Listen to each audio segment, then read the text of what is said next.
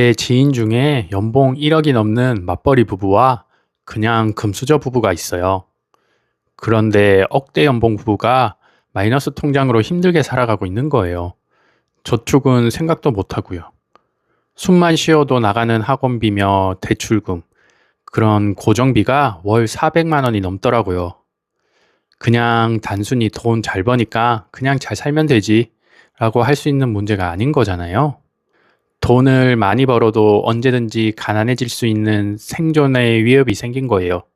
살려면 살지만 금수저들처럼 안정적으로 살 수가 없는 거죠.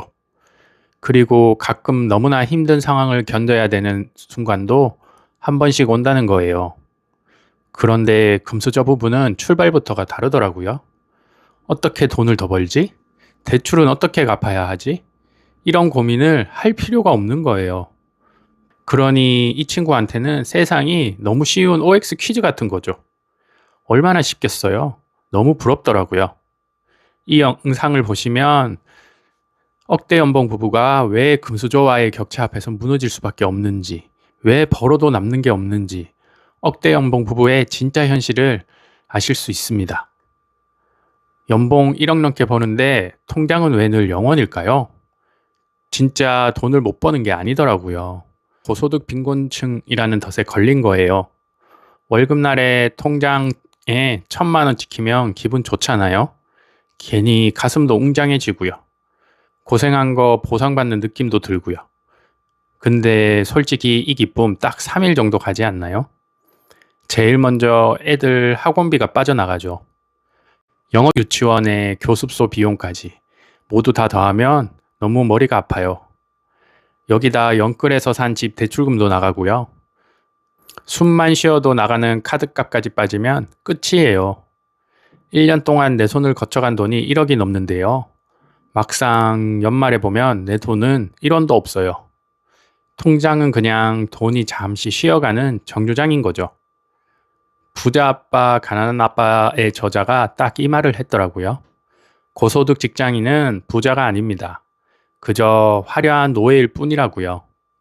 버는 속도보다 나가는 속도가 훨씬 빠르니까요.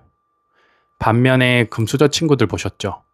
그 친구들은 시작부터 세상이 완전 다르더라고요. 내가 일을 안 해도 자산이 알아서 돈을 굴려줘요.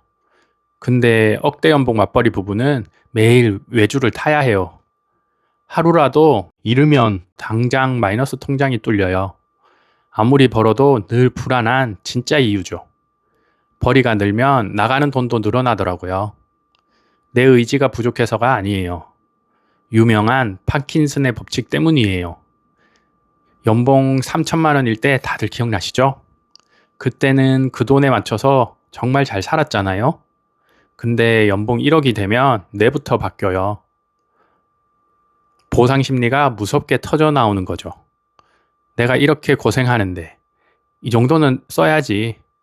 남들 눈도 있는데 이 정도 차는 타야지. 행동경제학에서는 이걸 라이프 스타일 인플레이션이라고 불러요. 한번 올라간 눈높이는 절대로 안 내려와요. 책 이웃집 부자들을 보니까 답이 나오더라고요. 진짜 부자는 연봉 크기로 가르는 게 아니에요. 핵심은 번 돈 대비 얼마나 쓰느냐예요.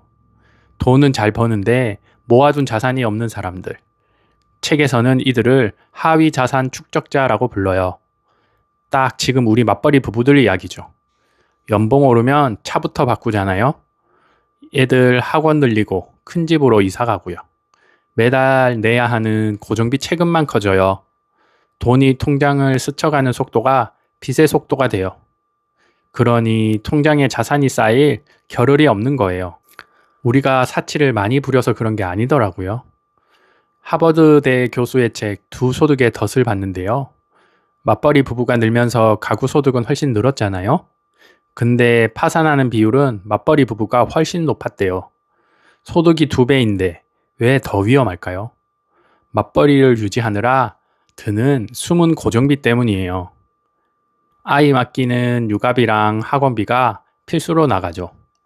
퇴근하면 지쳐서 매일 외식하고 배달시켜 먹고 직장 품위 유지비에 기름값까지 계속 돈이 새요.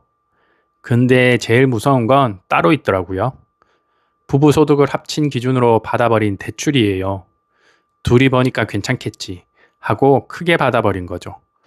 책에서는 맞벌이 부부가 위기에 진짜 취약하다고 경고해요. 외벌이는 위기 때 한 명 더 일한다는 카드가 있죠. 근데 맞벌이는 이미 100% 연끌해서 쓰고 있잖아요. 한 사람만 아프거나 실직해도 가게가 무너져요. 억대 연봉이란 착시 뒤에 이런 비극이 숨어 있었어요. 제 주변 실제 이야기로 비교해 드릴게요. 대기업 다니는 30대 후반 A씨 부부가 있어요. 둘이 합쳐 세후 월 950만 원을 버는데요.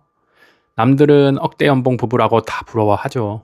근데 통장을 직접 열어보면 한숨만 나와요. 아파트 대출금으로 매달 380만 원이 빠져나가고요. 아이들 학원비로 250만 원이 빠지고요. 부모님 용돈에 경조사비로 80만 원이 또 나가네요. 차 할부금에 공과금을 합치면 110만 원이 지출되고요. 그러니까 숨만 쉬어도 나가는 고정비만 한 달에 720만 원이에요. 남은 230만 원으로 생활비를 쓰면 잔고는 0원이에요. 금리가 오르거나 몸이 아프기라도 하면 밤에 잠을 못 자요. 반면에 금수저 B씨 부부를 볼까요? B씨 부부는 세후 월 400만 원밖에 못 벌어요. A씨 부부 반도 안 되는 소득이죠. 근데 B씨는 대출 없는 집에서 시작했고요. 그러니까 매달 나가는 대출 원리금이 0원이에요. 0원. 부모님 지원 덕에 자녀 학원비도 0원이고요. 그러니까 고정비가 월 100만 원도 안 나가더라고요. B씨 부부는 매달 300만 원씩 주식을 사 모아요. A씨는 950만 원을 며 피가 말라가는데 B씨는 400만 원으로 느긋하게 자산을 늘려가죠. A씨 부부한테 세상은 시한폭탄이지만 B씨 부부한테 세상은 쉬운 OX 퀴즈인 이유예요. 어차피 못 따라잡는데 그냥 쓰고 즐길까요? 억울한 마음에 이런 생각 한 번쯤 해보셨을 거예요. 어차피 안 되는 거, 맛있는 거 먹고 살고 싶죠. 근데 솔직히 말하면 그건 포기하는 거나 다름없어요. 판을 뒤집을 유일한 대안이 분명히 있거든요. 나는 억대 연봉이야 라는 자만심부터 버려야 해요. 고정비를 줄여서 자산으로 바꾸는 속도를 올려야 되죠. 부의 추월 차선 저자가 한 말을 기억하세요.